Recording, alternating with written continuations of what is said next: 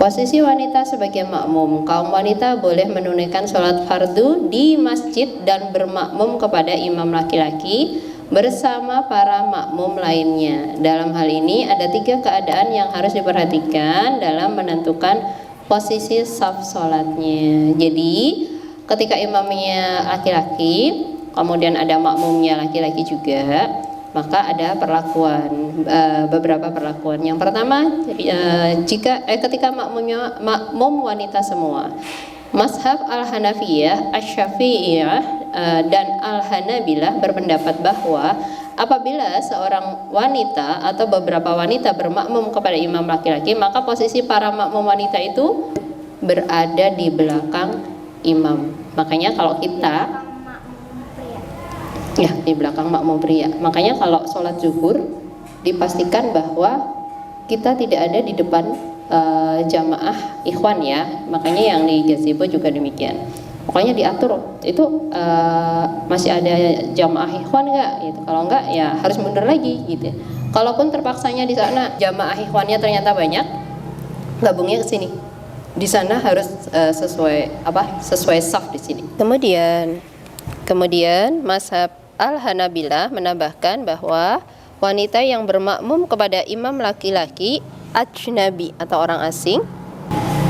Mazhab Al-Hanabilah menambahkan bahwa wanita yang bermakmum pada imam laki-laki ajnabi itu makruh hukumnya karena Nabi SAW telah melarang laki-laki dan wanita itu untuk berkholwat. Sedangkan apabila wanita bermakmum pada imam laki-laki yang merupakan mahramnya, hukumnya boleh. Jadi menurut mazhab Al-Hanabilah, hati-hati ketika datang ke suatu masjid yang di luar ya, misalnya di perumahan atau di mana, ternyata misalnya antum sendirian, antuna sendirian, misalnya Kak Rima sendirian, di situ ada laki-laki asing yang memang nggak kenal. Nah itu nggak boleh dia menjadi imamnya laki-laki tadi karena nggak kenal, karena bukan mahramnya, walaupun berniat untuk sholat jamaah. Itu ya bisa dipahami ya. Walaupun niatnya untuk sholat jamaah, karena bukan mahramnya nggak boleh.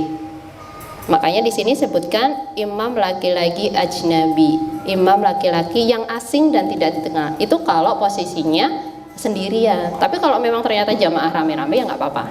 Ya, bisa dipahami ya di sini. Baik, insya Allah pintar-pintar semua kok. Zaidan itu laki-laki boleh mengimami seorang wanita atau beberapa wanita yang tidak disertai mahramnya. Kalau yang tidak boleh tadi menurut mazhab Al-Hanabilah. Kalau Dr. Abdul Karim itu membolehkan meskipun tidak dikenal gitu. Tapi yang kita pakai yang mana? Kita pakai yang menurut mazhab Al-Hanabilah ya.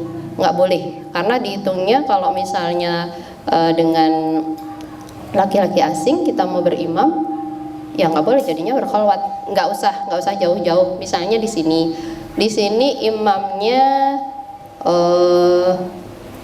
Ustadz Heri misalnya. Nah satunya itu misalnya Ustazah awal sendiri gitu ya, makmum jamaah perempuan nggak boleh karena bukan mahram. Itu kalau menurut mazhab Al-Hanabilah ya, yang kita pakai itu. Tapi kalau misalnya Ustazah awal dengan Ustazah Sri boleh karena ada temennya. Kalau ada Ustazah awal ada kakak Azom boleh gitu ya. Nah itu perbedaannya di situ ya. Ya itu.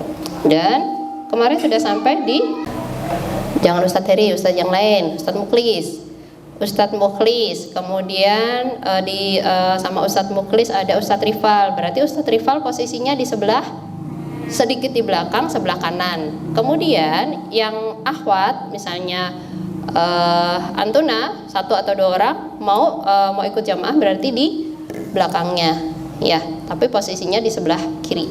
Itu ya, tergambar ya. Fahim tuh? Tegang banget. Nggak dites, yang penting antum paham dan nanti prakteknya benar ya.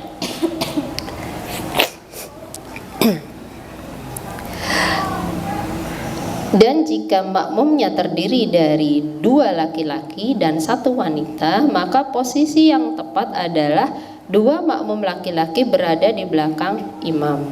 Oh ya, yang tadi yang pertama deh di apa namanya?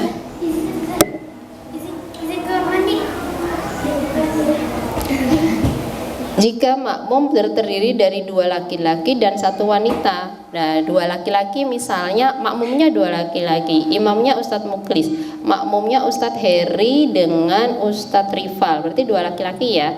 Posisinya itu di belakang imam, ya, di belakang imam selama masih bisa ada tempat sujud. Kemudian, nah 1 wanita itu posisinya di mana? Misalnya jangan Rima, 1 lagi Nazima, ya. Posisinya itu posisi akhwatnya itu di belakang jamaah laki-laki yang 2 orang tadi. Jamaahnya nggak jauh ya, karena nanti takutnya ada jamaah lain menyusul. Jadi di belakangnya, itu ya. Sampai di sini paham? Paham tuh? Iya. Boleh? Saya ada door prize-nya enggak gitu. Kalau tanya ada door prize-nya enggak gitu. Gak usah pakai mix aja.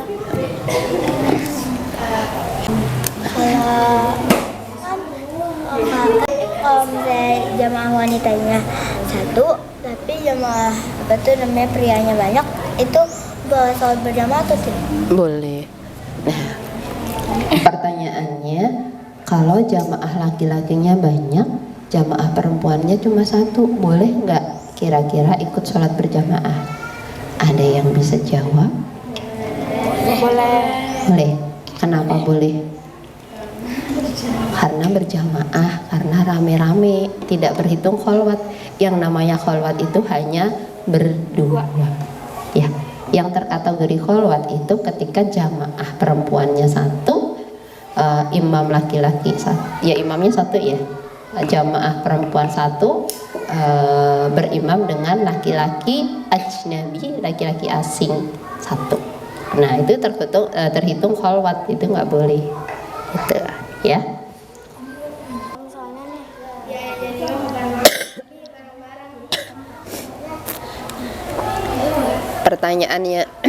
Pertanyaannya kakak Nadine, kalau bareng-bareng maksudnya jamaah perempuannya banyak, tapi imamnya kan 1 tuh laki-laki, ya boleh nggak? Gitu ya kak ya?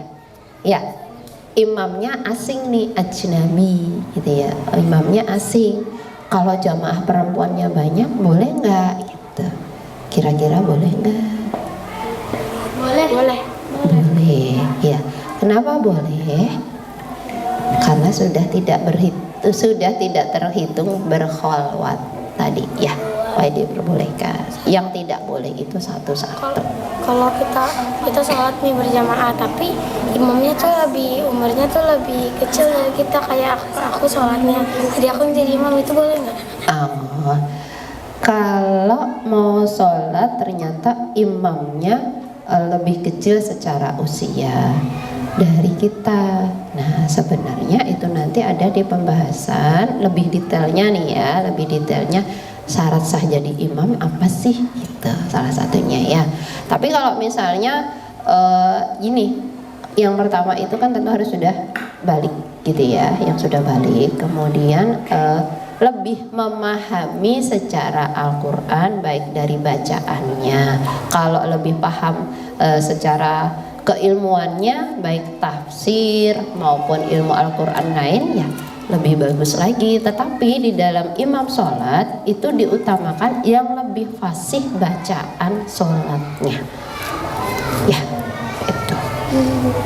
Tapi kenapa antuna kalau ketika di hari di sholat duha selalu diminta jadi imam? Tujuannya sebenarnya melatih keberanian.